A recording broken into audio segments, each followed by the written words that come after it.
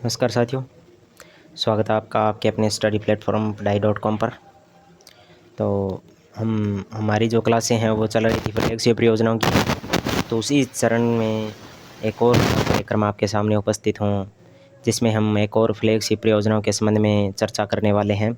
तो सभी साथी जो क्लास देख रहे हैं वो क्लास को पूरा देखें और अपने मित्र साथियों के साथ भी शेयर करें, ताकि वो भी इसका फ़ायदा उठा सकें। तो जो भी साथी नए जुड़ रहे हैं हमारे साथ, वो चैनल सब्सक्राइब ज़रूर करें, ताकि डेली करंट अफेयर और जो अन्य अपडेट्स हैं, इसी प्रकार फ्लैगशिप परियोजनाओं की क्लासें हैं, वो आपको उपलब्ध हो सके। तो बिना समय व्यर्थ करे आज की क्लास है जो हम स्टार्ट करते हैं। तो आज की हम क्लास का जो हमारा टॉपिक है, हमारी योजना जो फ्लैगशिप योजना रहने वाली है, वो है कर्म भूमि से मातृभूमि अभियान। अब बात करें कर्म भूमि से मातृभूमि अभियान, तो शुभारंभ हुआ इसका। सबसे पहले कर्म भूमि से मातृभूमि अभियान के बारे में बताऊं मैं आपको, तो ये राज्य सरकार की परियोजना है। ये राजस्थान सरकार की परियोजना है। किसके लिए? भूजल सुधार के संबंध में। जो भूजल सुधार हमारा आंकड़े बताते हैं भी, बहुत से जो क्षेत्र हमारे डार्क जोन में शामिल है, यानी अति दोहित क्षेत्र में शामिल है। तो उनसे उबरने के लिए, और जो भूमि का जल स्तर है निरंतर गिरता जा रहा है, उसी से उबरने के लिए सरकार ने इस परियोजना की शुरुआत की है। तो इसका शुभारंभ हुआ कब? 15 जनवरी 2025 को हमारे मुख्यमंत्री जी हैं कौन? भजनलाल जी शर्मा द्वारा कब शुभारंभ किया गया? 15 जनवरी 2025 को जो कर्म भूमि से मातृभूमि अभियान है, इस योजना की शुरुआत की गई। और इस योजना को कौन है जो निर्देशित कर चला रहा है? इसे निर्देश मिल रहा है आयोजना विभाग से भूजल विभाग को। तो भूजल विभाग द्वारा इस परियोजना का संचालन किया जा रहा है। तो आयोजना विभाग की देखरेख में कौन कर रहा है संचालन? भूजल विभाग। और अब इसके पहले चरण के संबंध में बात करते हैं। जो कर्म भूमि से मातृभूमि अभियान है, इसके पहले चरण के संबंध में बात करें, तो इस पहले चरण का शुभारंभ हमारे जो सीएम हैं, मुख्यमंत्री है कौन? भजनलाल जी शर्मा जी के द्वारा, इनकी कार्यभूमि कौन सी? सांगानेर विधानसभा जयपुर से 6 जिलों को शामिल करते हुए पहले चरण का शुभारंभ जो कर्म भूमि से मातृभूमि अभियान है, इसका शुभारंभ किया गया। कब? भजनलाल जी शर्मा द्वारा। कहाँ से किया गया? सांगानेर विधानसभा से 6 जिले शामिल करते हैं। कौन कौन से जिले हैं? सिरोही, पाली, जोधपुर, भीलवाड़ा, झुंझुनू और जयपुर को शामिल करते हुए कर्म भूमि से मातृभूमि अभियान की शुरुआत है जो की गई। अब बात करें इसका प्रेरणा स्रोत कौन सा रहा, किस अभियान से प्रेरित है?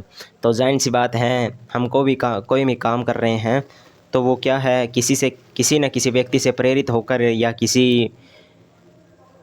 किसी लक्ष्य से प्रेरित होकर ही वो काम करते हैं। तो ये अभियान है जो हमारे मुख्यमंत्री जी ने, जो कैच द रेन अभियान जो केंद्र सरकार द्वारा चलाया जा रहा है, उसको ध्यान में रखते हुए, उससे प्रेरित होकर जो कर्म भूमि से मातृभूमि अभियान है, हमारे मुख्यमंत्री जी द्वारा चलाया गया है। अब इसमें मुख्यमंत्री जी द्वारा जो कार्यक्रम आयोजित किया गया, जिसमें संवाद हुआ, इसमें जल संचय और जन भागीदारी विषय पर 200 से अधिक जो उद्यमी हैं, यानी व्यापारी लोग हैं, और जो समाज सेवी है व्यक्ति हैं, उनके साथ संवाद किया गया।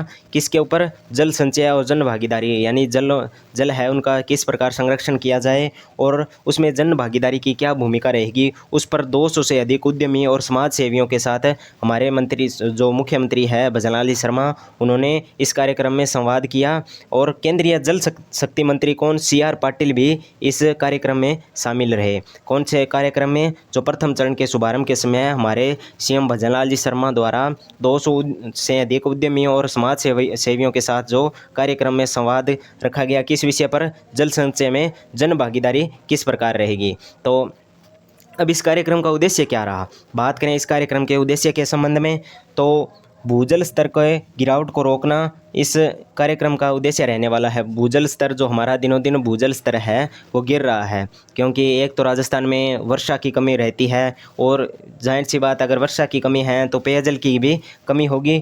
तो उससे निपटने के लिए क्या है, हम भूजल का ज़्यादा से ज़्यादा उपयोग करते हैं, जिस कारण भूजल स्तर है वो दिनों दिन गिरता जा रहा है। तो उसे रोकने के लिए, जिसमें राजस्थान का 72% भाग व्याप्त है, किस क्षेत्र में? अति दोहित जो डार्क जोन क्षेत्र है उसमें व्याप्त है। तो उसमें भूजल समस्या का समाधान करने के लिए इस कार्यक्रम की शुरुआत है जो की जा रही है। और इसका उद्देश्य और क्या रहेगा? जल उपलब्धता सुनिश्चित करना। जो घरेलू उपयोग है उसके लिए उसके लिए और कृषि कार्यों हेतु वर्षा जल का संचयन। जो वर्षा जल है, वर्षा आती है तो क्या है, बहुत सारा जल है जो फालतू में बह जाता है, तो उसका संचय कर ज़्यादा से ज़्यादा घरेलू उपयोग में लाना और कृषि कार्यों हेतु उपयोग लाना, ताकि भूजल स्तर का संरक्षण है जो किया जा सके। और अब अगला उद्देश्य कौन सा रहेगा, जल संरक्षण को जन आंदोलन बनाना। तो सरकार क्या प्रयास कर रही है भी, जो जल संरक्षण है उसे जन आंदोलन यानी जन जन में व्यापक कर जल संरक्षण के प्रति जो लोगों में जागरूकता है उसे बढ़ाया जा सके, और इसमें आम जनता को जोड़कर मातृभूमि के प्रति कर्तव्य का एहसास कराना। यानी जो हमारी भूमि है उसमें उसका जो बहुत ही इम्पोर्टेंट तत्व है कौन सा, जल। अब उसका अब अगर हम संग्रहण करेंगे तो ये हमारा मातृभूमि के प्रति जो कर्तव्य है उसका भली भांति से निर्वहन हो पाएगा, और जिससे आने वाली पीढ़ियां भी इसका उपयोग कर सकेगी। और प्लस में जो हम वर्तमान में हमारी भूमि का जो दिनों दिन अनुर्वरकपन, जो अनुर्वरता जो बढ़ रही है उसको भी ख़त्म किया जा सकेगा, और जो जल है उसकी समस्या का भी समाधान हो सकेगा। तो इसके लिए जल संरक्षण को जन आंदोलन भी बनाया जा रहा है। और जो प्रवासी राजस्थानी यानी राजस्थान के ऐसे व्यक्ति जो कहीं व्यापारिक कारणों से या अन्य कारणों से बाहर रह रहे हैं, वो अभी तक अपने गांव से जुड़े हैं, उनको जोड़कर जो उनकी गांव की समस्या है, जल की संरचना है, उनका निर्माण हेतु योगदान के लिए प्रेरित करना। जो प्रवासी राजस्थानी हैं, जो व्यापारी व्यक्ति हैं, किसी कारण व्यापारिक कारणों से राजस्थान,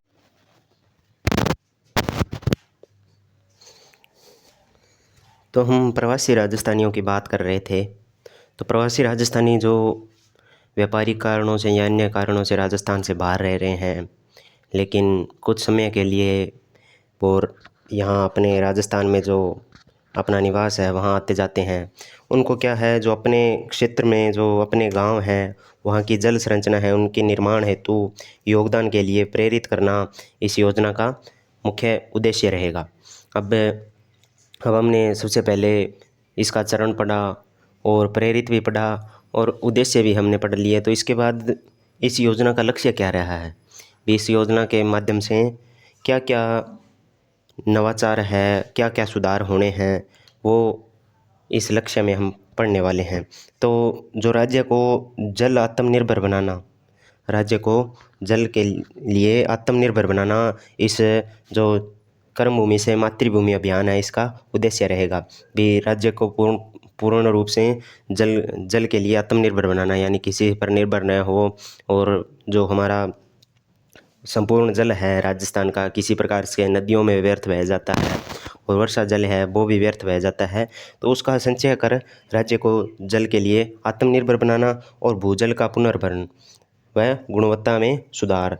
तो जो भूजल है उसका पुनर्भरण, तो हम देखते हैं बरसात के मौसम में क्या है, हमारे जो घरों की छतों से हैं या कि कुछ क्षेत्र से जल है जो ऐसे ही व्यर्थ बहकर कहीं चला जाता है, या किसी नदी नाले में जहाँ मिलता है और वो नदी सागर में चली जाती है, तो उस हमारे अपने क्षेत्र के जल को क्या है, एक जगह या तो एकत्रित कर इसे उपयोग में लें, या क्या करें, जो ड्रेनेज सिस्टम है या बोर सिस्टम है उसके द्वारा उसे वापस भूमि के अंदर पहुंचा दें, ताकि भूजल का भी पुनर्भरण हो और जो गुणवत्ता है भूजल की उसमें भी सुधार हो। यानी हम लगातार क्या है, भूजल का अति दोहन कर रहे हैं, तो इस कारण भूमि में क्या है, लवण की मात्रा जो बढ़ रही है, तो उस जल में क्या लवण की मात्रा और गुणवत्ता में सुधार करना इस योजना का लक्ष्य रहेगा।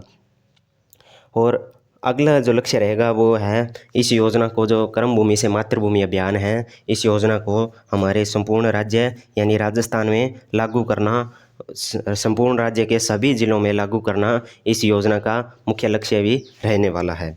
अब बात करें, इसके तहत प्रत्येक ग्राम पंचायत स्तर पर 4 रिचार्ज शाफ्ट का निर्माण, यानी राज्य की जो प्रत्येक ग्राम पंचायत है, राज्य में प्रत्येक ग्राम पंचायत है उसमें हर एक ग्राम पंचायत में 4 वाटर रिचार्ज शाफ्ट, यानी जो भूमि में आपने देखा होगा, अगर आप गांव से बिलोंग करते हैं तो जो हमारा जोड़ होता है जिसमें क्या है वर्षा का पानी जाता है, तो उसमें क्या है, उसके पास में बोर सिस्टम का एक बोर की तरह एक सिस्टम बना होता है, जिससे क्या होता है भी अगर वो जोड़ ओवरफ्लो हो जाता है तो अतिरिक्त जल है वो उसमें उसके माध्यम से भूमि में जाना शुरू होता है। तो इसी प्रकार जो प्रत्येक ग्राम पंचायत में 4 रिचार्ज शाफ्ट का निर्माण किया जाएगा। अब इसमें लक्ष्य के बाद बात आती है प्रावधान भी, क्या क्या प्रावधान इस योजना के तहत किए गए हैं। अब बात करें प्रावधान की, तो रिचार्ज शाफ्ट का निर्माण वो हमने पढ़ लिया। अभी रिचार्ज शाफ्ट का निर्माण तो होना ही होना है, प्लस अभियान का विस्तार जनभागीदारी द्वारा, यानी आम लोगों को भी इस अभियान से जोड़ना, इस अभियान को भामाशाहों और जो अन्य दानदाता है उनसे भी इसके लिए सहयोग प्राप्त करना, ताकि ज़्यादा से ज़्यादा जो जल संचयन की संरचनाएं हैं उनका निर्माण हो सके। अब प्रावधान के बाद आते हैं वित्त पोषण। वित्त पोषण क्या कौन कौन कर रहा है इसमें, यानी इसे आर्थिक रूप से या इसमें जो धन की खपत होने वाली है वो धन। तो बात करें तो जो प्रवासी राजस्थानी हैं जिनके संबंध में हमने बात की, तो प्रवासी राजस्थानियों का जो अभिनंदन कर प्रोत्साहित करना। जो प्रवासी राजस्थानी राजस्थान में जो अपने क्षेत्र की जल समस्या को समझते हुए वहाँ की जो जल संरचनाएं हैं उनके निर्माण में या पुनर्निर्माण में सहयोग दे रहे हैं, उनको प्रोत्साहित करना, पुरस्कृत करना, ताकि वो ज़्यादा से ज़्यादा इसके लिए सहयोगी बने। और जो क्राउड फंडिंग है, यानी लोगों से फंड, और CSR फंडिंग द्वारा जो व्यक्तिगत दान और सहायता द्वारा क्या है, इसमें कर्म भूमि से मातृभूमि अभियान लागू किया जाएगा। तो व्यक्तिगत दान और सहायता प्राप्त करना, जो विभिन्न व्यक्ति है जो दान देना चाहते हैं इस अभियान के तहत, उनसे ज़्यादा से ज़्यादा दान प्राप्त कर इस योजना को और ज़्यादा प्रबल बनाना है। अब बात करें वित्त पोषण की, तो वित्त पोषण हमने पढ़ लिया। उसके बाद अतिरिक्त व्यवस्था इसमें क्या की गई है भी है, जो जिस क्षेत्र में जो पानी की आपूर्ति है हैंडपंप और ट्यूबवेल द्वारा होती है, हैंडपंप और ट्यूबवेल वाले क्षेत्रों में और ज़्यादा हैंडपंप और ट्यूबवेल लगाना, ताकि जल का यूज कर रहे हैं उसके साथ साथ अगर अतिरिक्त जल उनके पास, यानी बरसात आदि का हो, कई बार अत्यधिक बरसात हो जाती है, तो उन्हें हैंडपंप और ट्यूबवेल के माध्यम से वापस क्या है भूमि में भी जल का पुनर्भरण हो सकेगा। और विशेष निर्देश, इस अभियान के तहत विशेष निर्देश दिए गए हैं। प्रत्येक जिले के जिला कलेक्टर हैं उनको सरकार द्वारा विशेष निर्देश दिए गए हैं भी। 2025-26 का जो वित्त वर्ष है उसके तहत जिला कलेक्टरों को प्रत्येक जिले में कम से कम 125 संरचनाएं बनानी हैं। जो जल संचयन की संरचनाएं हैं वो जिला कलेक्टरों को प्रति जिले में 125 से अधिक संरचनाएं प्रत्येक जिले में होनी चाहिए, ये अनिवार्य प्रावधान है। तो ये थी फ्लैगशिप योजनाओं के तहत हमारी अगली योजना कौन सी, कर्म भूमि से मातृभूमि अभियान। तो उम्मीद करता हूँ आपको ये क्लास बहुत बढ़िया लगी होगी। तो अगर बढ़िया लगी है तो लाइक करने के साथ साथ अपने अन्य साथियों के साथ भी शेयर करें, ताकि वो भी इस संबंध में अपडेट रहे। बाकी हम इसी चरण को जारी रखते हुए एक नई योजना के साथ फिर उपस्थित होंगे आपके सामने। तब तक के लिए धन्यवाद। जय हिंद, जय भारत, जय हिंदुस्तान।